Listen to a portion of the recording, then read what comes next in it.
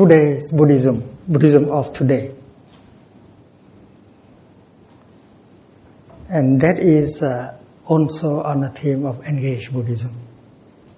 And he printed this series of articles on his Buddhist magazine, Lianghua. It was translated into French by Venerable in Paris. Venerable is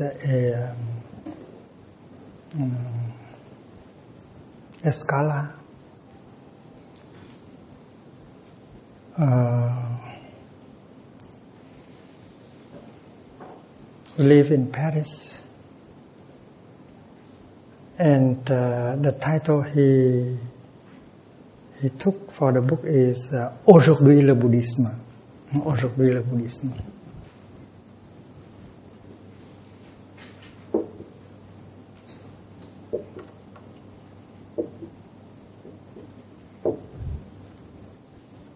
In fact, in 1964, when I visited America to give a series of lectures, I met Thomas Merton, the Trappist monk. And I gave him one copy of Aujourd'hui le bouddhisme. And he wrote a review on that book. In 1964,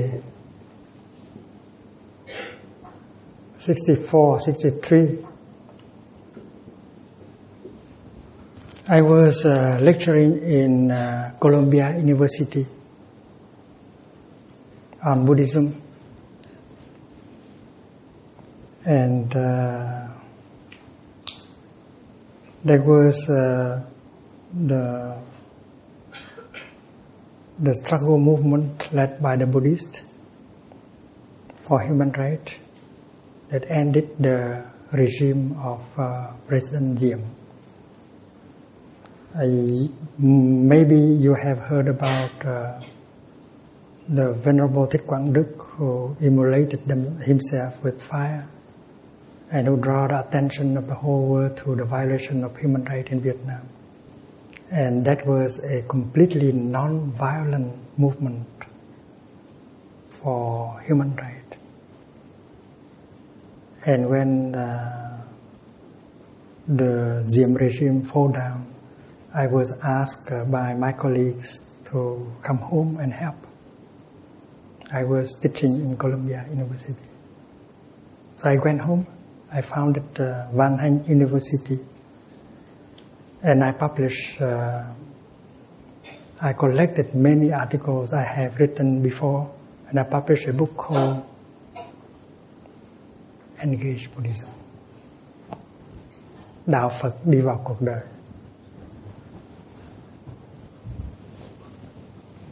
I think this is the first time you have these informations. Đạo Phật đi vào cuộc đời.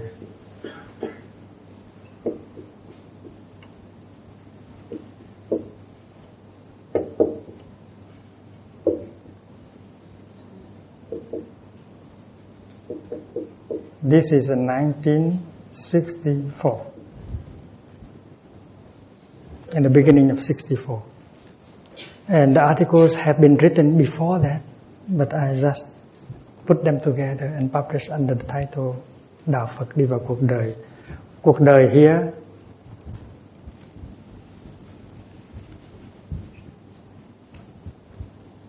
is a life, a society,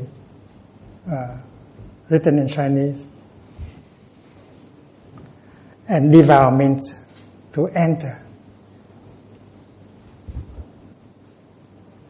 So this is the real words that was used for engaged Buddhism in Vietnam.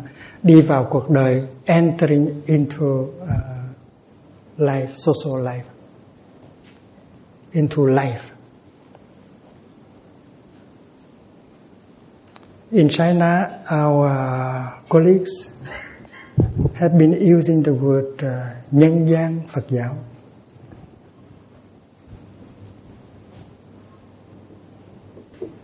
But in Vietnam, we really use the word nhập thế, engage into life.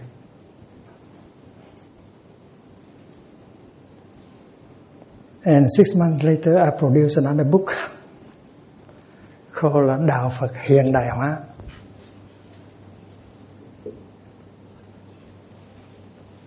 Buddhism updated, Buddhism renewed. This is the Chinese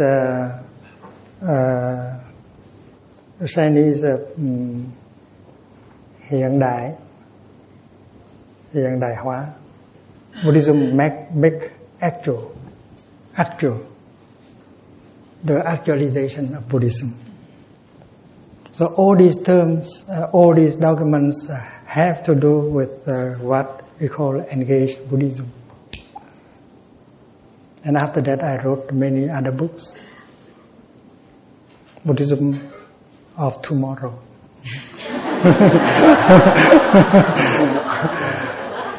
Buddhism today and Buddhism of tomorrow. Đạo Phật ngày mai. But at that time already, my name was banned by the government of the South, the anti-communist government, because of my activities for peace, calling for reconciliation between North and South. I became persona non grata. I could not go home anymore. And I was in exile. So my book, Buddhism of Tomorrow, could not be published in Vietnam under my name. So I used a Montagnard's name. And my name as author of that book.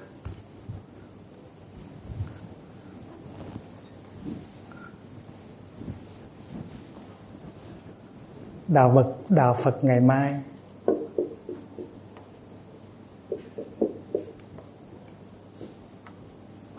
Buddhism of Tomorrow was signed Su Đăng Lu. And you may wonder where that name come from.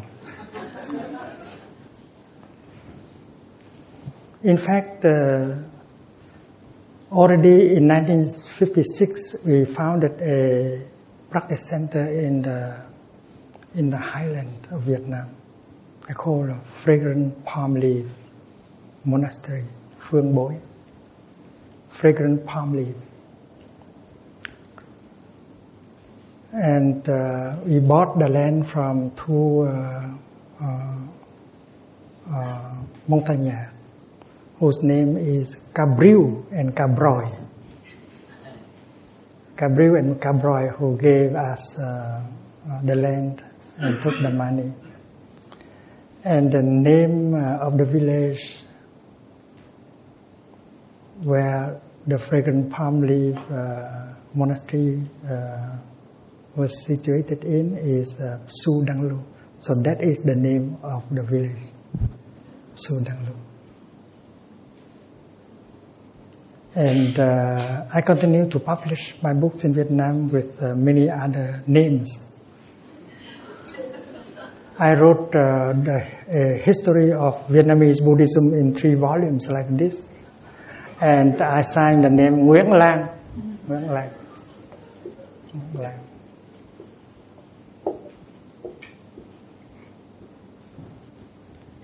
So although I was away from the country 39 years, but I continued to write books, and some of them were published in Vietnam under different kinds of names.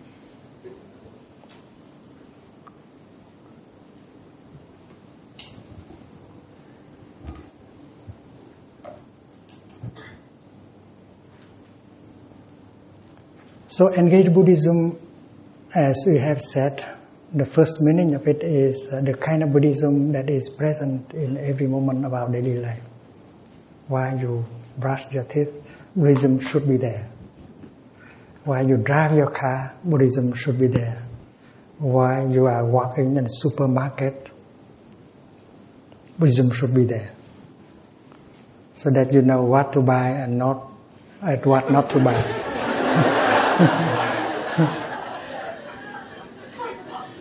And I think that is the first definition of engaged Buddhism, which is very important.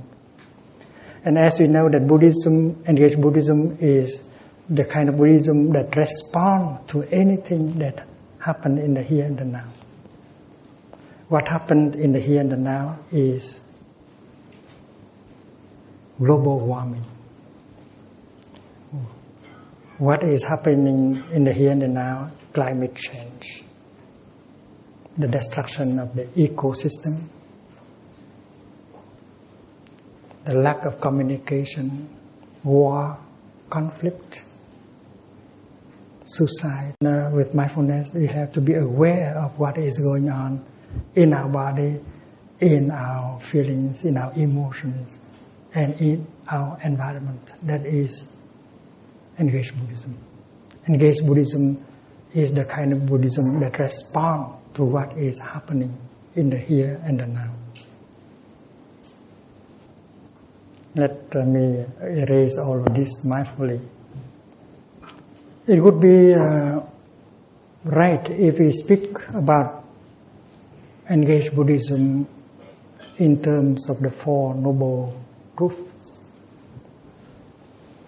And the first of the Four Noble Truths is dukkha, ill-being. In the old time,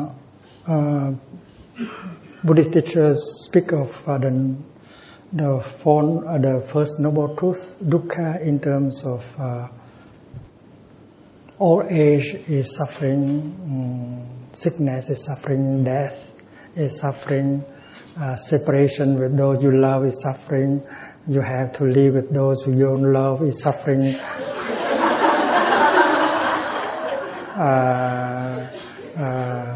Wishing for something but never obtain it is suffering. And that is the old way of describing the first noble truth.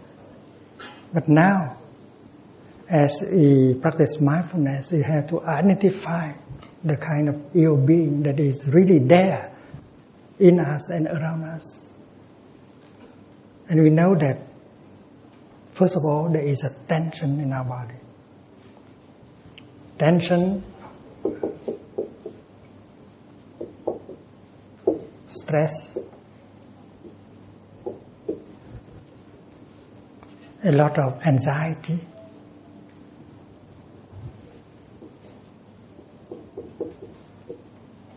fear, violence,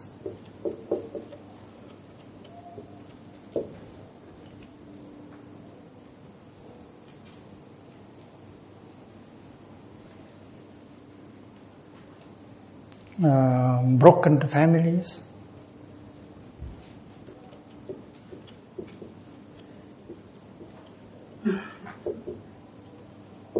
suicide, war, conflict, terrorism, destruction of the ecosystem, global warming, and so on. We should be fully present in the here and the now, and to realize, to recognize the real face of ill being.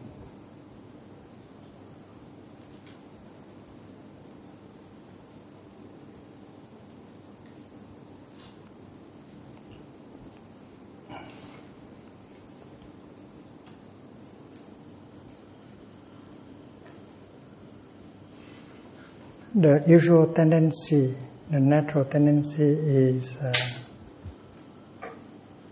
to run away, to try to run away from suffering, from ill being. We don't want to confront. We don't want to recognize them. That's too much for us. So we try many ways in order to turn around to the truth. We try to escape. We try to run away. But the Buddha advised us not to do so. In fact, he encouraged us to confront the suffering, to recognize the suffering, to look deeply into the nature of the suffering in order to learn. And his teaching is that if you don't understand suffering, you cannot see the path of transformation, the path leading to the cessation of suffering. And all of us know that the first noble truth is ill-being, and the fourth noble truth is the path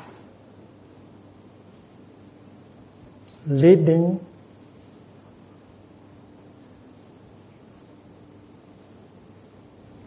to the cessation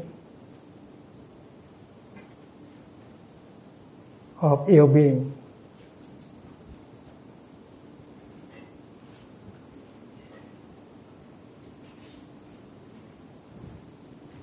Without understanding the first noble truth, you never have the opportunity to see the path leading to the cessation of ill-being. Looking into ill-being deeply, you discover the path. That is the teaching of the Buddha. And that is why to run away from suffering, from ill-being, you have no chance to see the path. And that is why we should learn to come home to the present moment, to be fully present in order to recognize ill-being as it is. And as we practice looking deeply into the first noble truth, ill-being, we will discover the second truth, the nature, the roots of ill-being.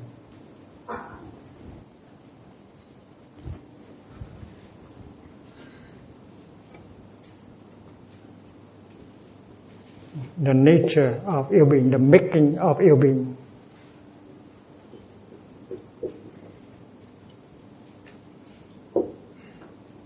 We can call it the making of ill-being.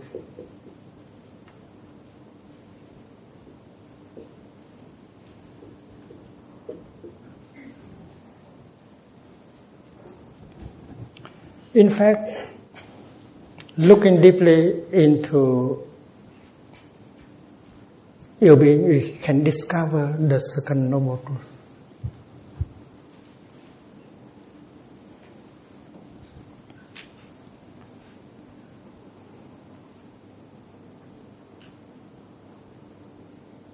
Craving.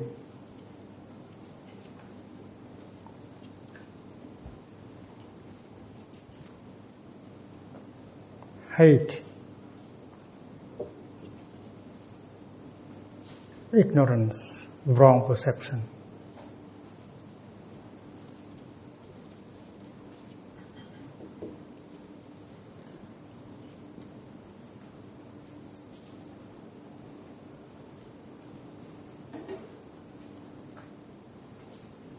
Lack of communication.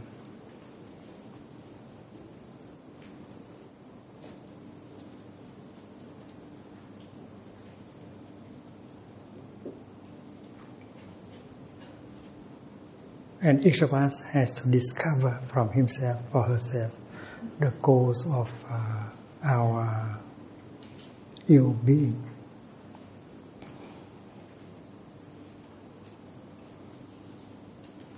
Suppose we speak about our hectic life.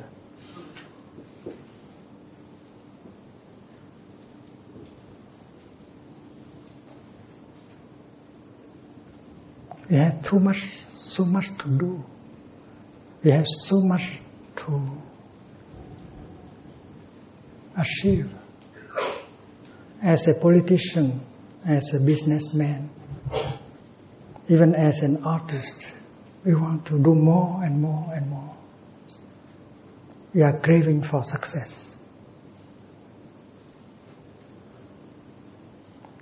We do not have the capacity to live deeply each moment of our daily life. We never allowed our body to relax. We don't give our body a chance to relax in order to heal.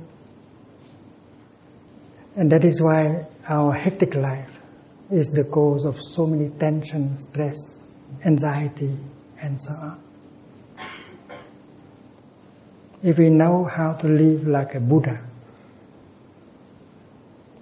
dwelling in the present moment, allowing the refreshing and healing elements of life to penetrate, to nourish us, to heal us, and then we will not become victims of stress and tension and many kinds of diseases. So we can say that one of the roots of ill-being is the incapacity to live our life deeply in each moment.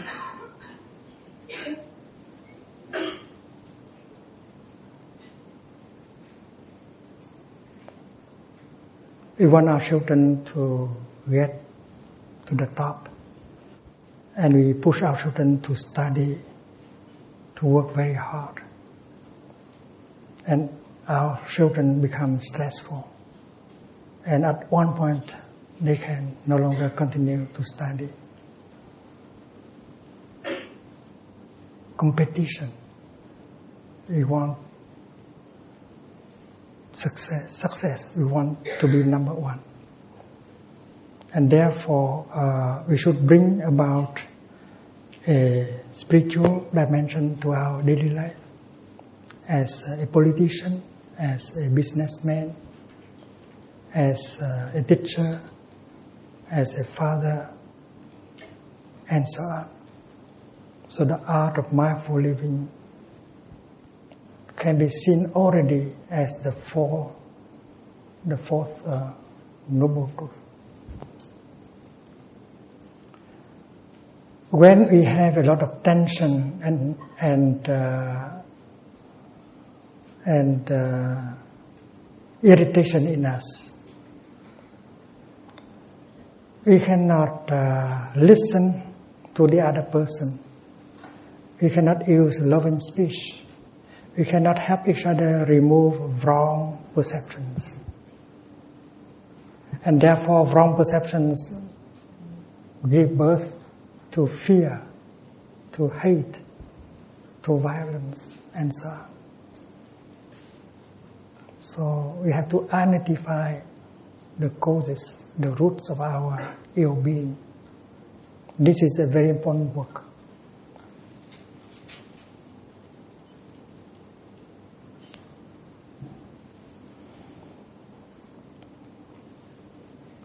Suppose we speak of suicide,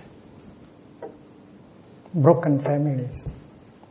We know that when communication becomes difficult between husband and wife, father and son, mother and daughter, people are no longer happy. And many young people, because of despair, they want to commit suicide. They have the feeling, the emotion of despair. And as they don't know how to handle despair, they don't know how to breathe, to hold their emotion. And they think that the only way to stop suffering is to just kill oneself. In France, every year about 12,000 young people commit suicide, just because they cannot handle their emotion, like despair. And their parents don't know how to do it. They do not teach their children how to hold their feelings, to deal with their feelings and their emotions. And even school teachers, they don't know how to do it. How can they help their students to practice recognizing and holding tenderly their emotions and their feelings? And when the people cannot communicate they don't understand each other, they don't see the suffering of each other, they continue to accuse each other, to blame each other. And there is no love, no happiness. And war is also born from wrong perceptions. Terrorism also. The terrorists think that the other side are trying to destroy them as a religion, as a way of life, as a tradition, as a nation.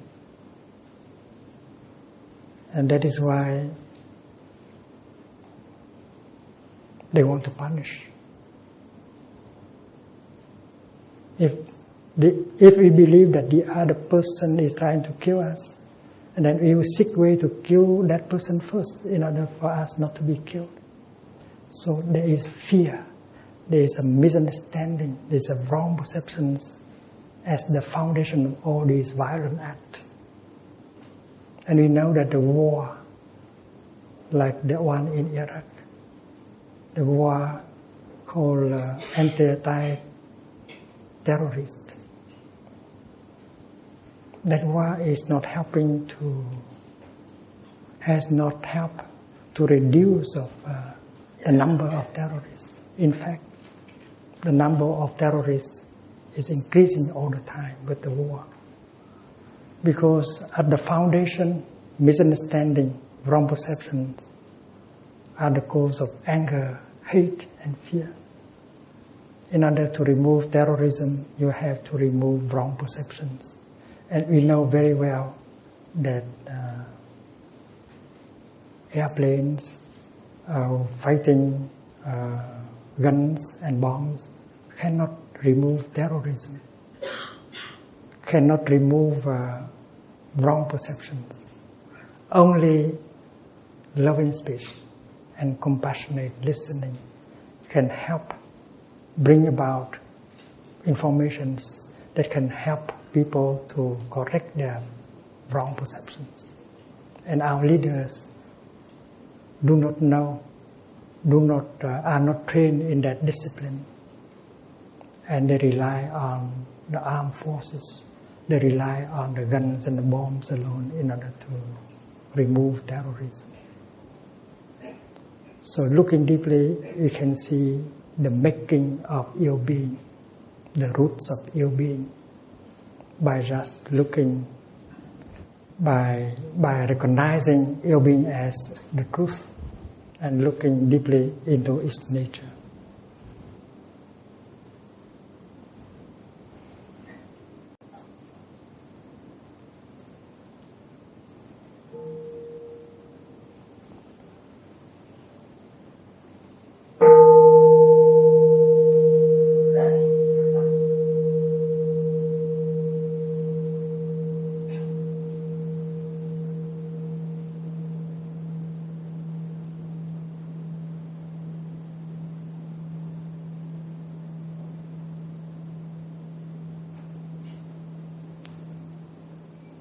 There are developing countries.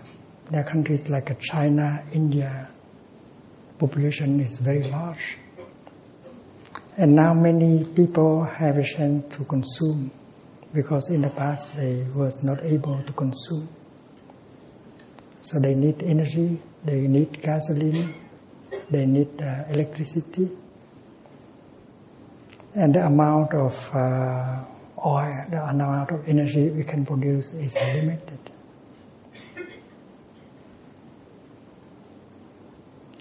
And the industry of meat making has been destroying a lot of our ecosystem, and make the event, the phenomenon of global warming more and more serious every day. And according to a report by the UN, we have to reduce the meat industry at least by 50% in order to save our planet.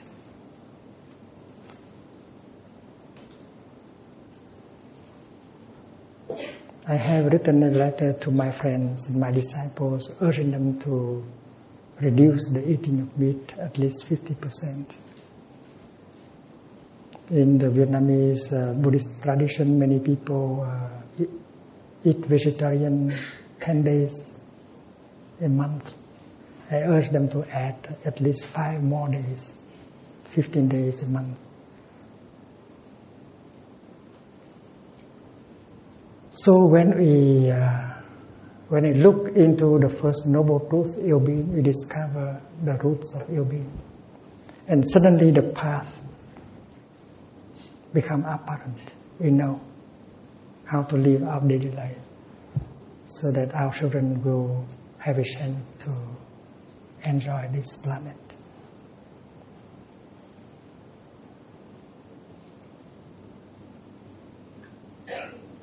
One thing that is clear, that is the truth about the path, can be seen, the fourth noble truth can be seen when we practice looking deeply at the first and at the second.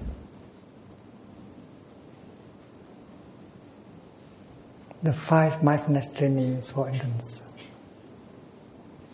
that many of you have received and practiced. The 5 mindfulness trainings are very concrete practice of compassion, loving kindness. That is the practice of true love. The first mindfulness training is about protecting life. Not only the life of human beings, but also the life of animals, vegetables, and minerals. And that is the practice of protecting the planet. That is deep ecology. In Buddhism, it is taught that not only humans have Buddha nature, but animals, plants, and minerals have Buddha nature in them. And the well-being of humans depends on the well-being of animals, vegetables, and minerals. Humans are made of non-human elements. And these non-human elements are animals, vegetables, minerals. If you destroy these non-human being elements, you destroy ourselves. That is the teaching of interbeing. So Buddhism, the teaching of the Buddha is in deep ecology is very clear. That is the real practice of love, protecting life. Not only the life of humans, but also animals, vegetables, and minerals. And we should be able to live our daily life in such a way that this kind of practice of love could be there in every moment. The second mindfulness training is about generosity. How to not to possess anything that do not belong to us, and use our time, our material resources to help those who are in need. That is the practice of generosity, the practice of dana. And this is also the practice of love, the concrete practice of love. You might consume less. And practicing the second mindfulness training, you develop your love. And as compassion and loving kindness grow in you, you become happier and happier all the time. So the second mindfulness training is also about love, the practice of love. The third mindfulness training is to refrain from sexual misconduct, to protect children and others from sexual abuse, because we know that sexual misconduct has destroyed so many families, bringing about a lot of unhappy children. And therefore, the practice of the third mindfulness training is also a practice of love, practice of protection. The fourth mindfulness training is about the practice of listening with compassion and speaking with loving kindness. And these are very wonderful instruments to help restore communication between husband and wife, father and son, mother and daughter, nation and nation, communities and communities. And these are very important practice of love. To restore communication is to bring about reconciliation and happiness. And that is a true practice of love. And the fifth mindfulness training is about mindful consumption.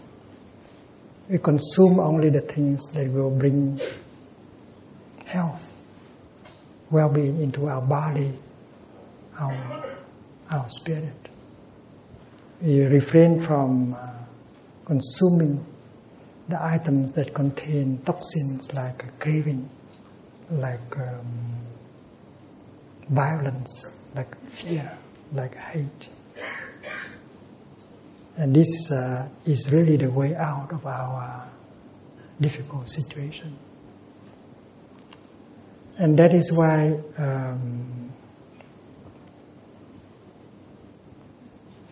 the path leading to the cessation of being should include the practice of 5 mindfulness trainings.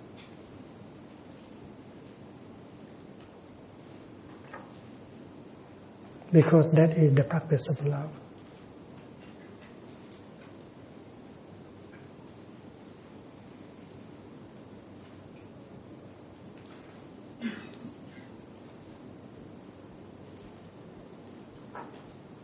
In the practice called the Eight Noble Path, the Buddha recommend right view. Right view. Right view is fundamental.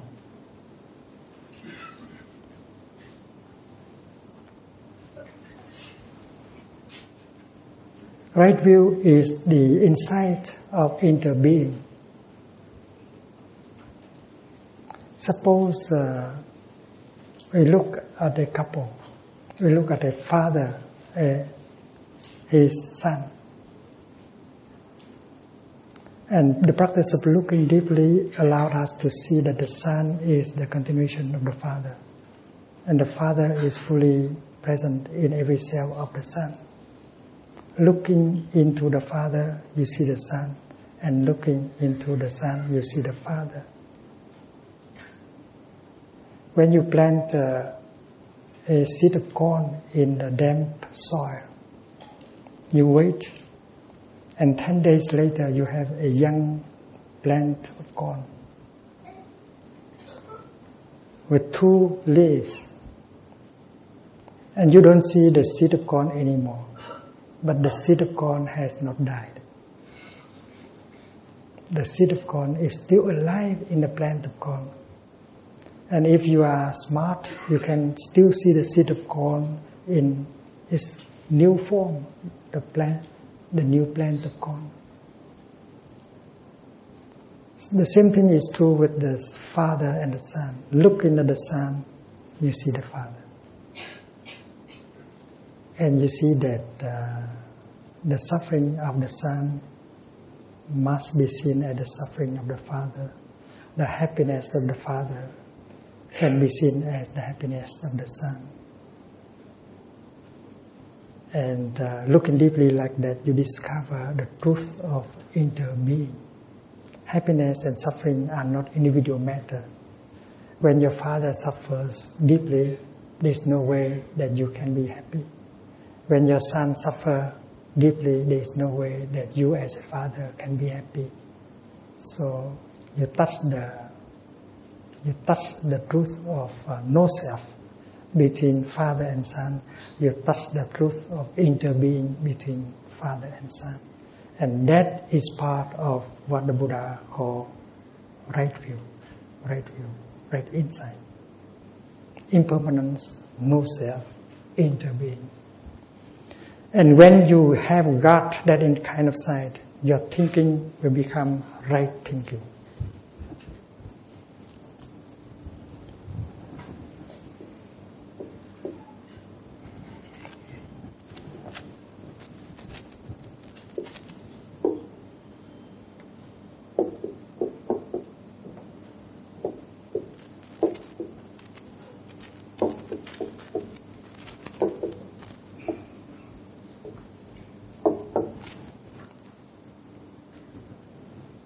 As a practitioner, when you produce a thought, you should be aware of the nature of that thought. Because thinking is one of the 51 mental formations. When you produce a thought, that thought might be compassionate, might goes in the direction of understanding, compassion, non-discrimination. And that thought is described by the Buddha as right thinking. And as soon as you produce such a thought, you feel wonderful within your body and your mind. A thought of compassion, non-discrimination, loving kindness has the capacity to heal yourself and to heal the world. And that is why a good practitioner is capable of producing many thoughts like that every day.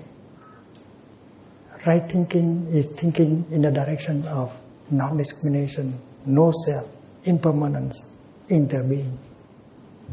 Because right thinking is based on right view.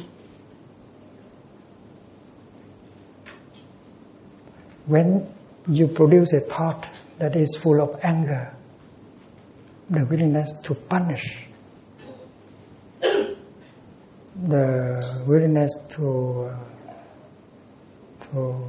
cause harm, and that is not right thinking. And that thought is harmful to your health and harmful to the health of society, of the world. That's wrong thinking. And this is part of the path leading to the cessation of ill-being, right view, cultivating right view. And right view you can get by the practice of meditation. Mindfulness, concentration, and insight help you to touch the truth of interbeing, the truth of impermanence, the truth of no self. Right view also help you to produce right speech.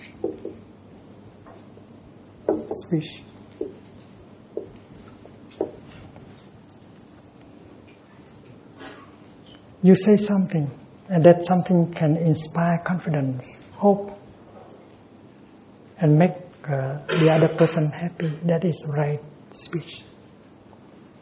And when you are able to write a letter full of love, forgiveness,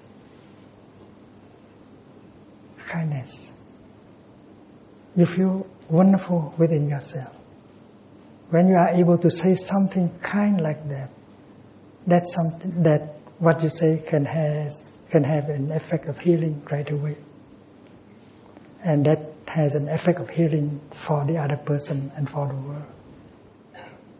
And every day you can say things like that, you can write things like that in the direction of right speech.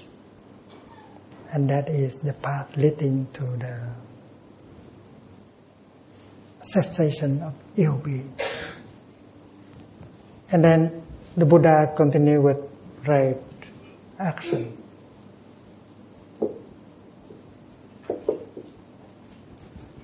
Right action is the kind of action that protect, that support, that help, that save. And when you take an action like that, you feel wonderful. The healing is taking place in you, and the healing is taking place in the other person, in society. And we know that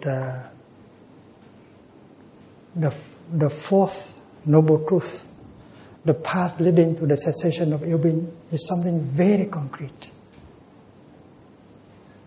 like right thinking, right speech, and right action. And we know very well that the 5 mindfulness trainings are about right thinking, right speech, and right action. And if we can apply this teaching into our individual life, into our family life, at the workplace, in our community, and then we can end a lot of suffering. We can bring about a lot of happiness. So, a few examples in order to show us that engaged Buddhism could be understood, could be seen in the light of the 4 noble truths. Engaged Buddhism is the kind of Buddhism that responds to suffering, that responds to ill being with a noble path.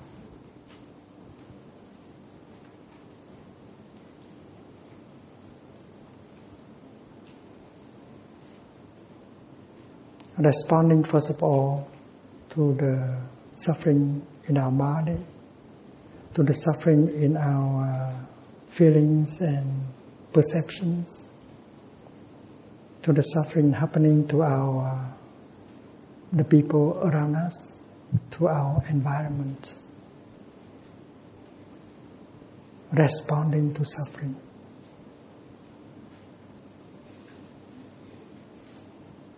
Helping living beings in countless ways. That is the practice of Avalokiteshvara.